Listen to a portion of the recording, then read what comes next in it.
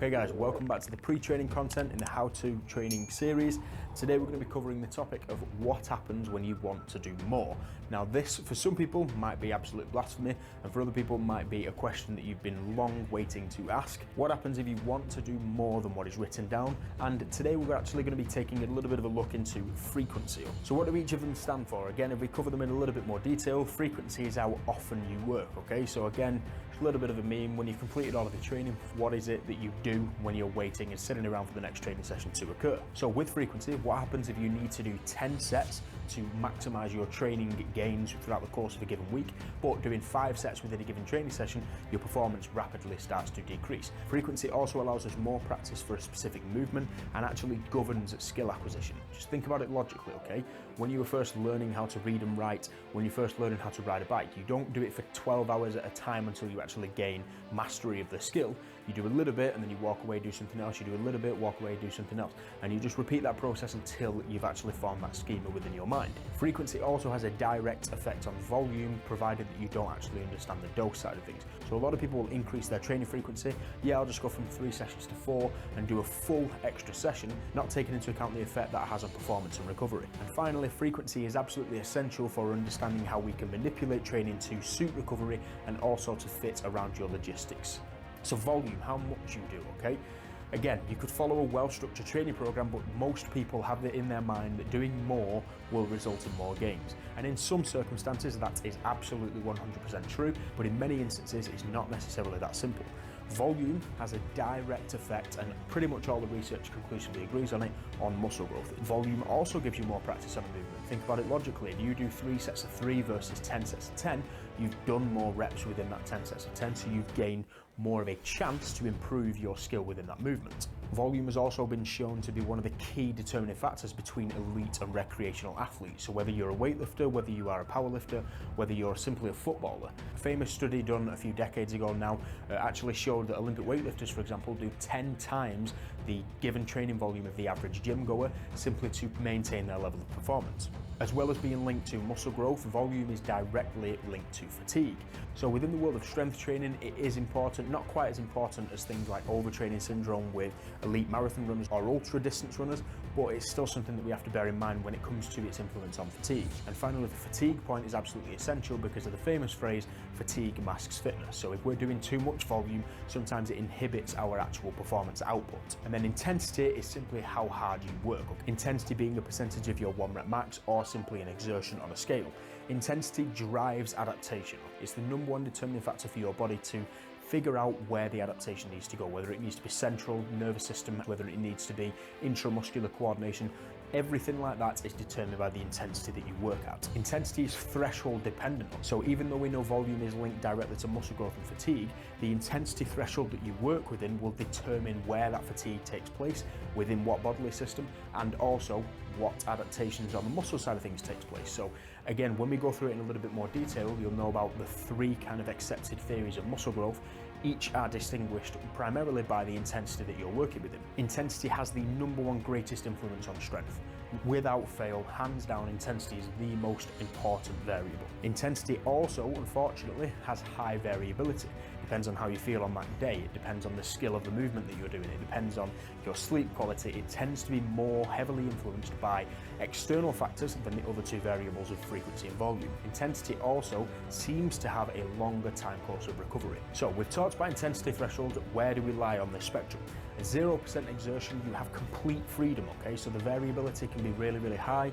You know, you can be in a situation where if you want to do more, and we're talking about the lower end of the exertion scale, go absolutely crazy. Do 100 sets of 100 reps on really, really low intensity exercises because the fatigue response is relatively low. If, however, we're on the top end of the exertion scale and we're looking more towards the prescribed working sets like we've spoken about before, then as we can see here, you need to be strict and you need to stick to the plan. Doing an extra set of 3 at 90% has a huge bearing on your performance and the time course of recovery.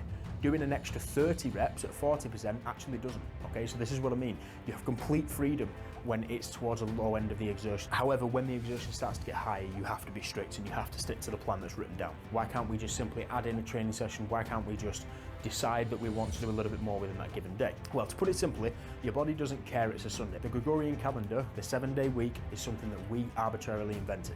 It has absolutely no bearing on our biology. If you want to get in an extra training session before the week is up, your body doesn't care about that. Your body needs to recover from the training session that it did previously. On the flip side, your body doesn't care that you've only had a day to recover. If the system is recovered, then you can dive straight in and add in a little bit more work. To put it simply, you earn the right. As we spoke about earlier with elite level athletes, it's a chicken and the egg situation. What came first, the volume or the elite status that athlete has? Well, to put it simply, it's a progressive strategy, the same way it is with their performance. They earn the right to be able to work at these higher thresholds of volume and intensity, and if you're a relative newcomer to the training world, then you again also have to earn the right. However, let's get real.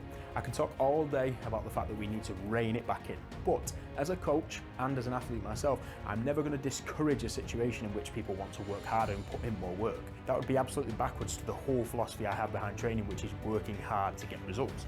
Now, there's a couple of things that we can do to work around this whole fatigue and recovery cycle. Any form of exercise is active recovery if it's light enough. And again, this goes back to the intensity discussion we've had. If the exertion is on the lower end, you have complete freedom, go absolutely crazy, throw in as much volume as you want, okay? And just keep an eye on how you feel. Let's use a couple of examples in terms of splitting the training as well, okay? If you find that you prefer to train 4 days a week as opposed to 3, the system is obviously set up for 3, but again, if it means the difference between you getting the work done and not, then I would recommend that you split it into 4 training sessions. And again, you can just do a simple calculation for volume.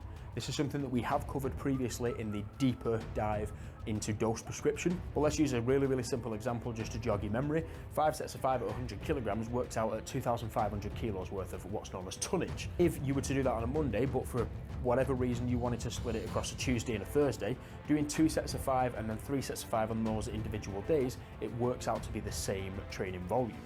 And we've seen within the research that this is reflected, okay? 10 sets of 3 and 3 sets of 10 produce a similar muscle growth response because the total volume is the same. So another strategy for working around it is to understand the exercise you are doing. Using the key that we have within the JTS system, anything that is under an S, so S1, S2, strength series, they are heavier compound exercises. They are skill-based and the fatigue response is significantly higher. In this scenario, I would recommend that you don't add in more work, okay? Again, the exertion is higher, referring back to that infographic we used earlier.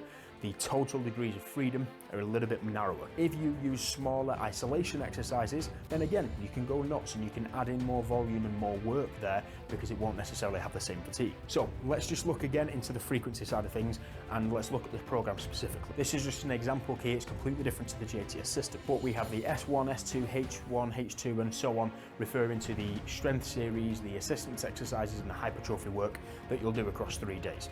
Let's say in a certain scenario, because the gym was busy, because you had work that you had to do after your training session, whatever reason it is, that you couldn't complete every single section. This would be the scenario that occurs. You got both strength series done within the Monday, but you missed one of the hypertrophies, you missed one of the assistance exercises. And this happened throughout the course of the training week. And you're finding that the volume and the intensity, everything like that is okay. However, you're simply struggling to get it in that short space of time. Well, then we can just manipulate frequency, take those sections that you've missed and put them onto a different training day. It's that simple, okay? So you can split it from a Monday, Wednesday and Friday onto a Monday, Wednesday, Friday and Saturday and carry across those sections. The frequency is that manipulated variable that we can use to allow the program to fit around you as an individual. So just to summarize, break it up how it's needed. It depends on you as an individual, but you should want to get the work done. So if that means breaking it across a few different training sessions throughout the course of the week, that is what frequency is there for, provided that the volume and the intensity stay similar. We've programmed what's optimal, but I'm never going to discourage extra work and I'm never going to discourage this notion of putting in some decent graft. So as long as you follow those kind of recommendations when it comes to keeping the exertion relatively low, focusing on smaller exercises that yield a slightly lower fatigue response, such as isolation movements, exercises with dumbbells and so on, will allow you to get in a little bit more work without necessarily incurring a significant amount of fatigue. Again, just a reminder, stick to the total dose, so the volume and the intensity can stay the same,